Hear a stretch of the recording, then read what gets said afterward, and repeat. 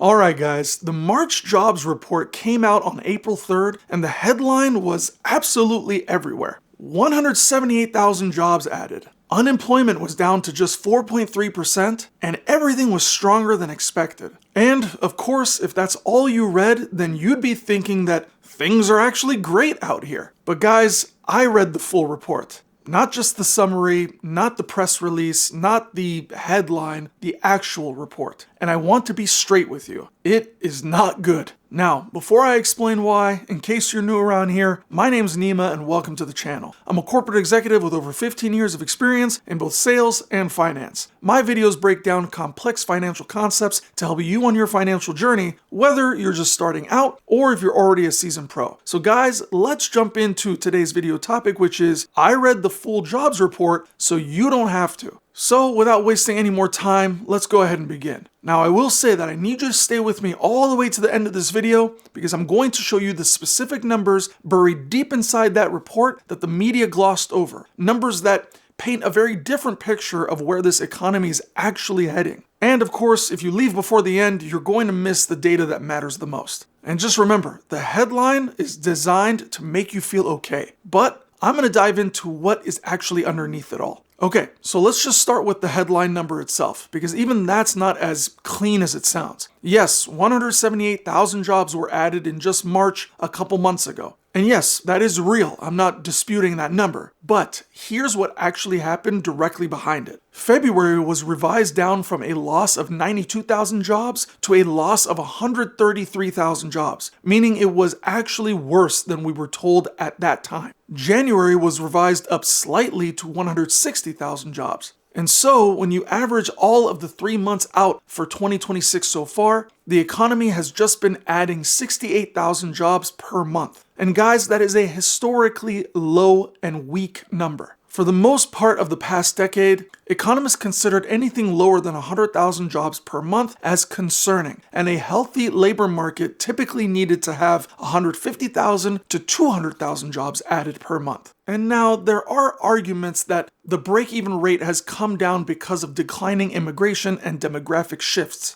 And guys, I'm not gonna lie, that's a fair point. But even if you accept that lower bar, what you cannot argue is that this is a booming labor market. And I want to share something else with you that I found interesting when I dug into the March numbers itself. A big chunk of that 178,000 jobs came from healthcare workers returning after a major Kaiser Permanente strike in the end of February. And guys, those aren't new jobs. Those are people going back to jobs that they already had. So go ahead and strip out the bounce back from the strike and the underlying picture looks considerably softer than the headline suggests. Okay, so now let's talk about that 4.3% unemployment rate because the way it moved in March is actually one of the most important and least reported parts of this whole report. Guys, to put it simply, the unemployment rate just went down. On the surface, yes, that sounds good, but here's how it actually happened, and this matters. The labor force itself shrank by 396,000 people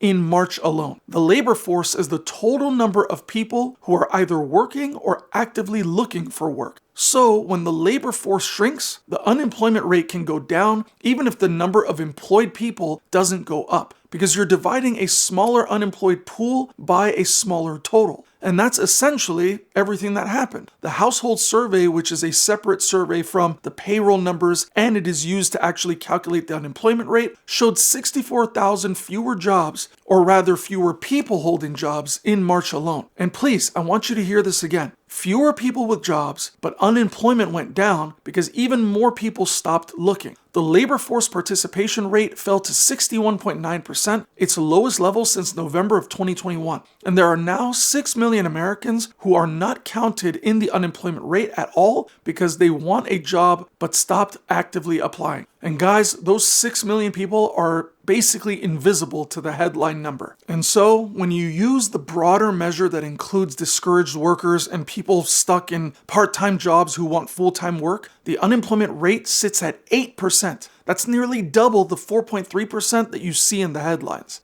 Okay, so now let me show you the quality of the job creations, because this is one of the things that bothers me the most when I look at this report. Guys, out of the 178,000 total jobs added in March, 76,000 of them, and that's 43% of the entire headline number, came from healthcare and social assistance, as I mentioned before. That's one sector, and it has been carrying that headline number month after month after month. And it's actually gone well over a year now. Healthcare jobs are real jobs, and I'm not dismissing the people who work in them, but they are not the kind of broad-based hiring across industries that you see in a genuinely healthy and expanding economy. The construction sector added 26,000 jobs, and the transportation sector added 21,000 jobs. And guys, those are decent numbers. But on the other side, the federal government lost 18,000 jobs, and financial services lost 15,000 jobs. So basically what I'm trying to say here is the picture inside the report is one where a single sector is essentially keeping the headline number afloat, while multiple other sectors are shrinking and stagnant. And there's one economist that put it plainly this way: long-term unemployment keeps rising as sideline workers struggle to find roles in few sectors that are actually growing. And the sectors that are growing are mostly non-discretionary, meaning that they're not the kind of economic activity that tends to drive consumer spending or wage growth or broad prosperity across the population. Now guys, before I dive into any more of me reading the full jobs report so that you don't have to, guys, if you're gaining value from this video, I'd really appreciate it if you could smash that like button, leave a comment down below, and subscribe. Your support helps this channel grow, so please show some love by smashing that like button, commenting down below, and subscribing. Alright, now let's discuss the next segment. So now, for this portion of the video, I want to look at wages, because this is where the report gets genuinely concerning for all working families. Guys, wage growth in March came in at just 0.2% for the month and 3.5% year over year, below what economists expected and the slowest annual pace since May of 2021. And on top of all of that, the average work week actually declined. Employers cut hours for their workers in March. So we have wage growth slowing and hours being reduced at the same time. Now, what that means practically is that weekly earnings were essentially flat in March. People are not taking home more money. And now layer on top of that what's happening with prices. The OECD just projected that US inflation will average 4.2% for all of 2026, driven partly by the oil shock from the Iran war, which has pushed gas prices up 40% in just 6 weeks. So, when you think about it, wages are growing at 3.5% and inflation is projected at 4.2%. So in real terms, in purchasing power terms, working people are falling behind. And this is not a political statement, it's just simply math. And this gap between what your paycheck says and what your life actually costs is exactly why so many people feel like they're working harder than ever and not getting ahead. Because truthfully, they're not. And the data in this report confirms that. And of course, the Fed knows this too. During the time that he was still in office, Fed Chair Powell even said in his March press conference that it's going to take several more years of positive real earning gains for people to actually feel good about the economy again. Okay? So, now we're at that part in the video, and here's where I really want you to pay attention. Because these are the numbers that are buried deep inside the report that barely made it into any of the coverage that I saw. For things like long-term unemployment, people who have been jobless for 27 weeks or more changed little in March, but it's up by 322,000 jobs over the past year. That means that the people who are losing jobs are increasingly staying unemployed for a long time, and they're not bouncing back into new roles quickly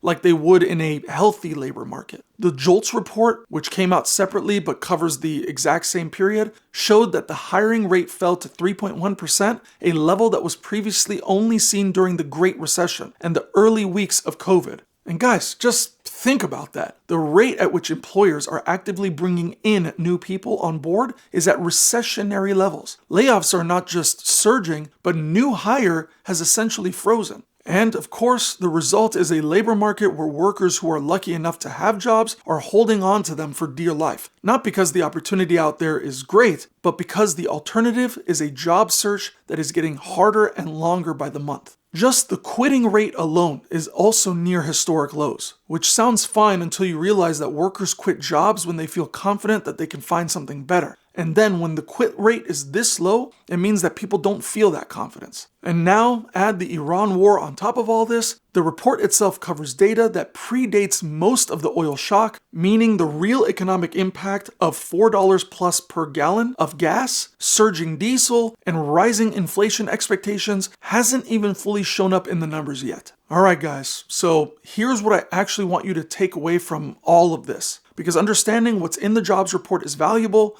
but what matters most is what you do with that information to protect yourself. The honest picture from this report is that the labor market is not in crisis, but it's fragile, concentrated, and moving in a direction that should concern anyone who is not in a high demand field or at least in a secure position. And here's what that means practically. First, if you're employed right now, treat your job like the valuable asset that it is. The hiring rate is at recessionary levels, which means that if you lose your job right now, the data says finding a new one is going to take longer and the pay might be less than you might expect. So I want you to protect your position by being indispensable, visible, and adding a real measurable value. The second thing I'll mention, if you're job searching right now, be honest with yourself about the timeline. The average job search is getting longer, so your financial cushion needs to be larger than you think. 3 to 6 months of expenses saved is the floor, not the ceiling in this environment. And third, wage growth is losing the race against inflation, which means the only way most people improve their real financial position right now is by cutting costs more aggressively than they currently are, building additional income streams, or even a mixture of both. And guys, fourth, keep watching this data. Because when I discuss the next jobs report at the end of this month, which would be the first full month after the Iran war oil shock started bleeding into the real economy, it might be interesting or potentially scary.